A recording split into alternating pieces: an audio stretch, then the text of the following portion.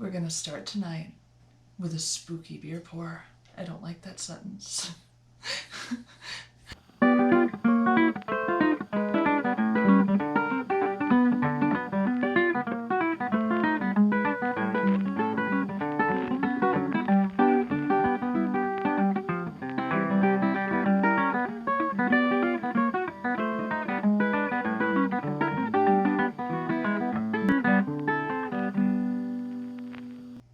Good evening, and welcome to Imperfectly Made Crafts, Halloween edition. We're going to start tonight with our first beer pour. Tonight, we will be drinking a spooky little brew from Only Child Brewing Company called Jeepers Creepers. This is a pumpkin pie milk stout. Ooh.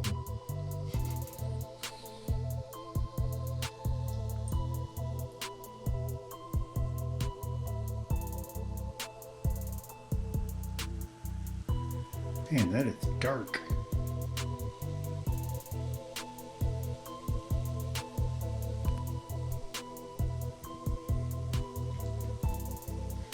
This beer poured black as night.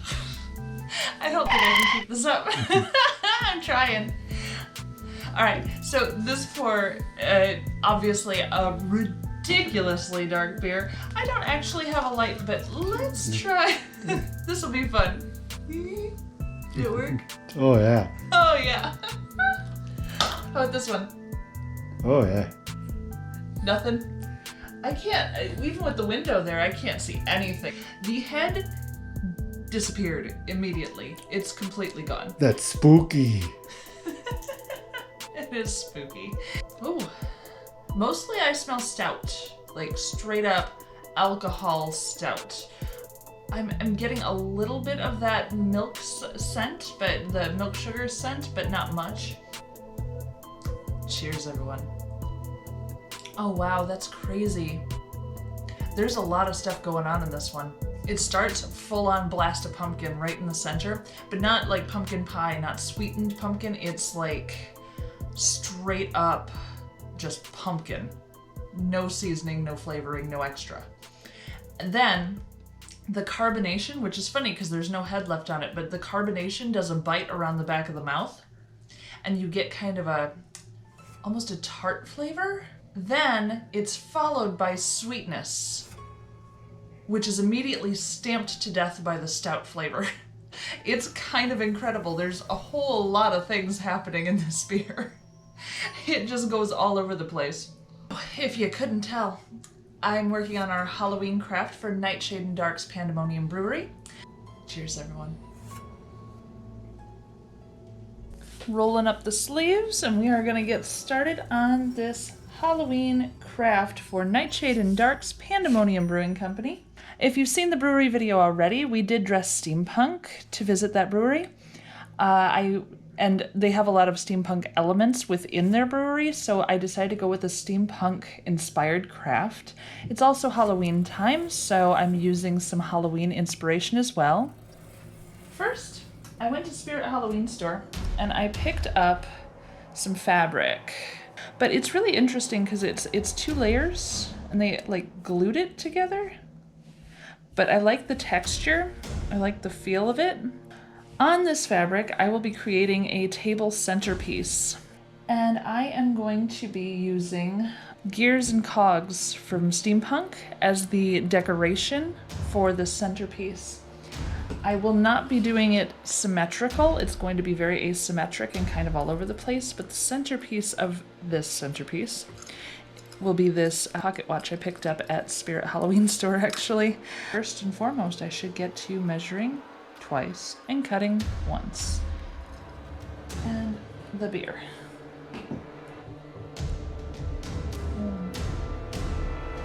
Never had a pumpkin milk stout before.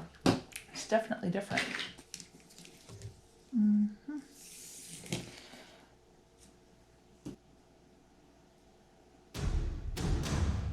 30 inches across. Sounds good. I'm going to use a bit of masking tape to mark where 30 inches fell. at the top, down here. I'm gonna slide the whole thing down so I have this line right in front of me, 20 inches down.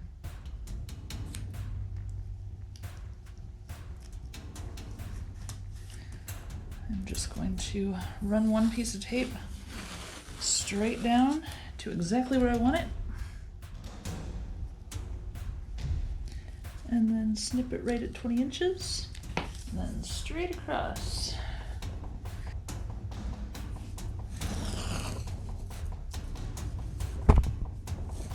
Scissors time. I don't want this to look perfect. I want it to look Halloween-y and steampunky, so I don't mind little imperfections on this. I don't mind little imperfections ever. Cheers, everyone.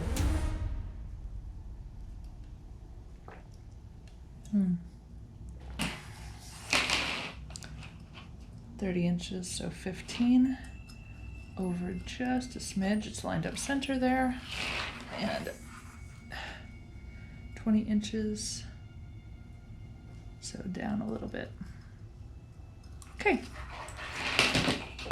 That is as center as I need. The chain I'm not dealing with at the moment. However, this is going to be a hand stitching project, so I am going to need needle and thread. Now, to sew down the pocket watch, this was going to be the toughest part to sew down. That's why I'm starting with it. I'm going to do stitches over the neck. Then I'm going to do the same thing here where the hinge is so people can still open the watch. Embroidery floss has 6 strands. Give this a trim and separate out the strands. So I mentioned, I don't know if you can see it at all because it's very tiny.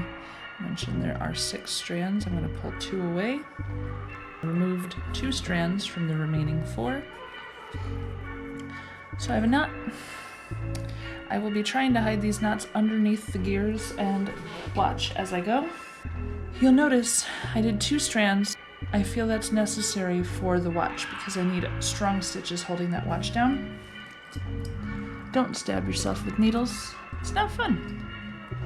I do not recommend.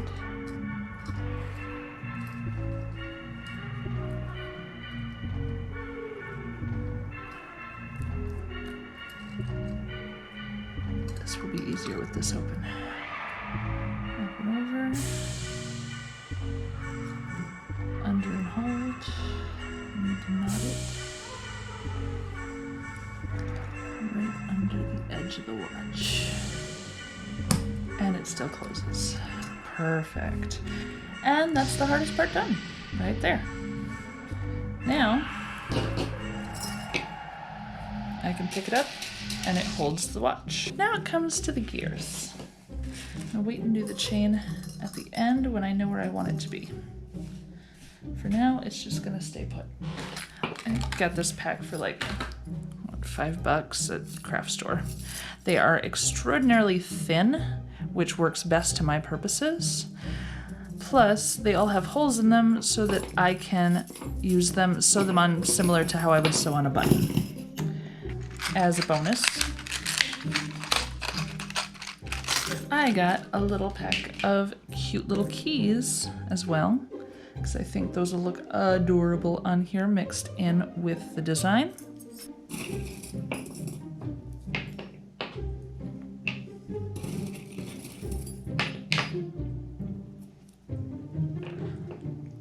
This could also be done as a table runner, a tablecloth. Lots of options. Just pick a fun fabric and stitch on some gears and you are all set. Cool. A little haphazard, a little all over the place, and it's kind of fun. I'm gonna start on the end closest to my hand. I am gonna look a little closer though because this side appears to be a little overly saturated compared to the other side. So I will spread that out a little bit. The other side is a little less cogged. Yeah. Chu's not the only one who can make terrible jokes. I can do it too. 14 inches across, so about half the distance Actually, I got that pretty even. I've switched down to 1 strand for the gears because they're super light and tiny. I'm very happy for all of you viewers out there because you don't have to sit and watch me sew on every single gear onto here, because that would be crazy. So instead, I hope you enjoy this.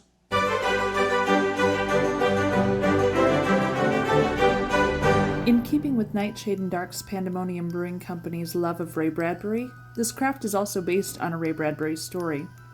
A Sound of Thunder, set in 2055, shortly after a U.S. presidential election. Mr. Eccles is paid to go on safari in a time machine to the distant past to kill a T-Rex. The company had already verified that this particular dinosaur was set to die by natural causes already, so as to not upset the delicate balance of past and future. Upon seeing the T-Rex and hearing a sound of thunder as he approached, Eccles panics and runs back to the time machine, stepping off the safety of the path. When they return to their own time, however, they notice slight differences in people, spelling of words and signs, and that the presidential election was won by the other candidates, sending the U.S. into what would effectively become a dictatorship.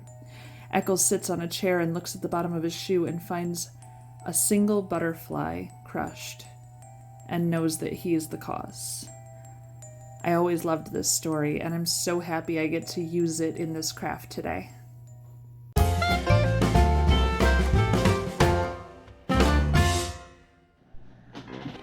Alright, I have sewn on all of the keys, I have sewn on all of the gears, I am now moving on to the chain to get that locked in where I want it. And you know, I think now would be a great time for another quick beer pour. So today's beer is from Hop Butcher for the World Brewing Company. They always have a little description here with their hop. It says white peach, orange blossom, and musky tropical fruit. I saw this on the shelf and, being in a Halloween mood, had to have this beer. It is called Dun Dun Dun! It's an Amarella, Citra, and Galaxy Hop Double India Pale Ale, 7.5 ABV. Might have sprayed onto my craft work a little bit there. So let's give this a quick pour. Wow, I can smell the juice from here. The citrus and the tropical juice. Oh my goodness. Foamy head, lovely light color, and scent.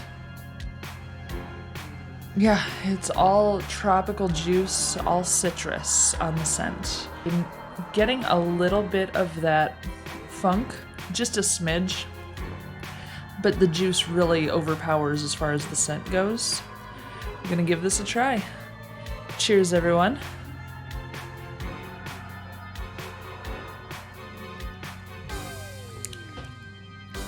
Wow. Super juice bomb, but with a dry finish. A little bit of funk on the finish. I guess that's why they said it was murky tropical on the can. But yeah, that is very intriguing. That one takes you on a journey. But the name Dun Dun Dun!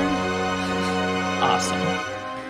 Boy, that is a beautiful beer. I mean, Hop Butcher for the World is a solid brewery anyway, and this one is phenomenal from them. If you ever get a chance to have Hop Butcher, you must. Cheers, everyone. I'm going to get back to this craft. Oh, nope, there's beer on my table. I cannot slide this through beer. Because I don't know if you noticed, this particular craft cannot go into the washing machine as long as there's a pocket watch stuck to it. I'm going to get started on this chain. I am going to leave the top bit loose, and I'm going to start just about here from halfway under the fabric where there's 2 layers. Swing through 2 of the chain links.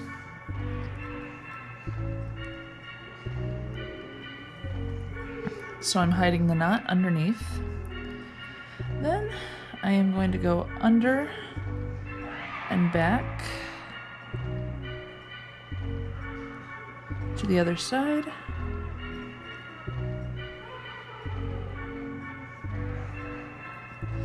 I'm trying to lift it as little as humanly possible as I go. I'm keeping my up stitches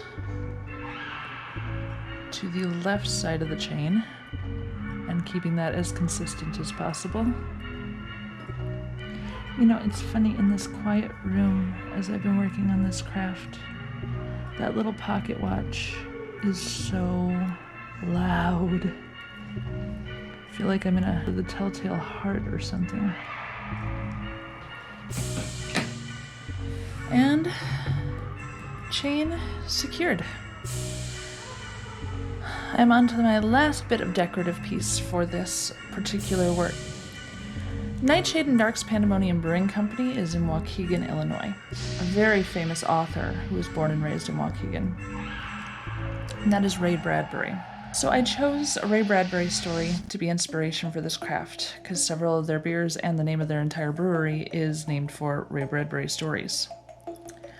I chose A Sound of Thunder. The Ray Bradbury story is the one where you hear, you change one thing back in time and everything after that changes. I think the Simpsons on one of their Treehouse of Horrors had Homer going back and changing things over and over, and not good. I have my steampunk. I have time. In the story, he was looking at the mud on the bottom of his shoes, and it says gold, black, and green. I only have a gold and black, so I'm going to assume that the green was actually mud. So I've got my little butterfly here, and I will be placing that in this craft. So I'm thinking I'm going with him up here. That should have taken care of Mr. Butterfly. Oop, get your antenna out from that gear, please. There we go. Did not want that. Now I need to figure out the edging. I made this 20 inches by 30 inches. I am going to cut some black cloth to 21 inches by 31 inches. I'm going to fold it over twice or along the edges and decide how big I actually want the finished piece by the backing. I am doing backing because you can see all of my little stitches as I was going along stitching down all the gears. That was actually my first time flipping this over, so when I flip it back, I'm hoping everything's still in place. Hey, look at that, it is. I might have had a nervous moment, just so y'all know. All right. Oh, I have a beer.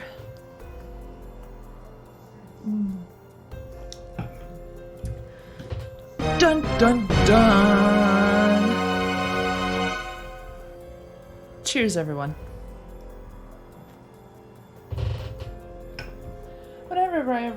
Yeah, words are fun. Whenever I have a project to do involving fabric, I always go through my scrap fabric first. This is from a project I was working on for our wedding 2 years ago. I was making all the table runners for the tables. And it is 18 inches high and about 12 feet long, because the tables were quite long. So I know this is shorter than this the project is right now, but I'm okay with that because it's not having this fabric go to waste. First thing before I measure and cut, I need to get all these wrinkles out, so I'm gonna have to do a little ironing. I said I was gonna go 31 inches. And I will draw a circle where the center is, so that when I bring this back over, I can set the watch right on top of it. What I need to do is pin this to the backing fabric first, and then start going in and worrying about the edges. All right, my design is officially pinned. That means, regardless of what I do on the edges, the center is going nowhere. Thank goodness for that. Next, I have a little extra fabric going on some of the edges. I'm going to trim that up higher, smaller than the backing. Now, because this has a non-stretchy fabric on the back now, it has a little more structure. It doesn't bend and move as easily, which is going to help all of these little bits and pieces stay put. I know I have to do 2 folds. The edges will not stay put. They will unravel over time. I need them hidden down inside the project. I think I'm going to start with the top. Fold it once, pin it, iron it. Fold it twice, pin it. Move to the next side. Have another sip of dun, dun, dun.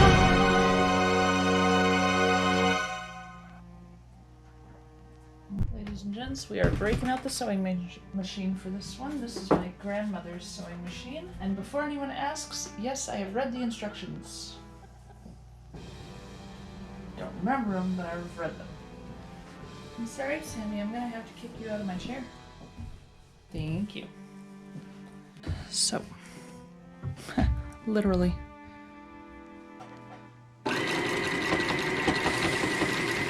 Alright, time to take a peek. Not a perfectly straight seam, but workable. This one, however, was a little rough. I had a little trouble, had a couple spots, but I think a good ironing should take care of it. Next, I will be doing these edges. All right, ladies and gentlemen, take a peek. Right here, I have my completed Ray Bradbury, The Sound of Thunder themed decorative table centerpiece, where you have time and time travel represented by the gears and watch, and the butterfly that changed the fate of the world. I hope you've enjoyed this craft. Next Thirsty Thursday, we're going to be showing you some of our footage from Pittsburgh, Pennsylvania. We had a lovely visit to Penn Brewing Company, and they are phenomenal, and I'm so glad we went. And I hope you'll tune in to check out how that trip went. We got to meet their very first patron. He's still there, and I highly recommend checking it out. And after that will be our craft based on Penn Brewery. I am super excited to see how it turns out, and I hope you'll come along with us. And of course, I'm closing this video and I ran out of beer.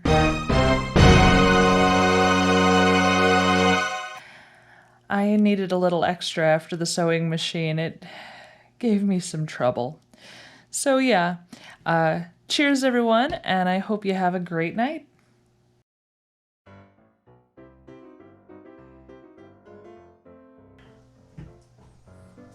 I should have had the paper towel off first. All right. Nope, put it down. Okay, now pick it up.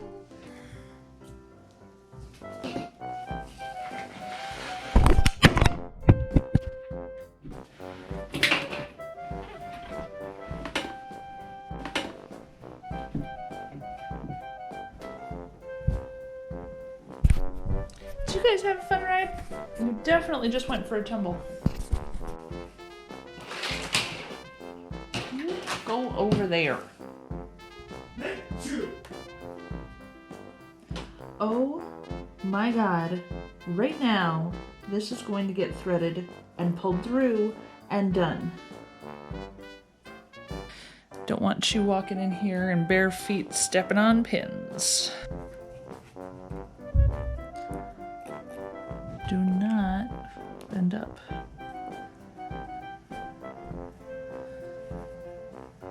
I said do not bend up, damn. That was not how I intended that to go.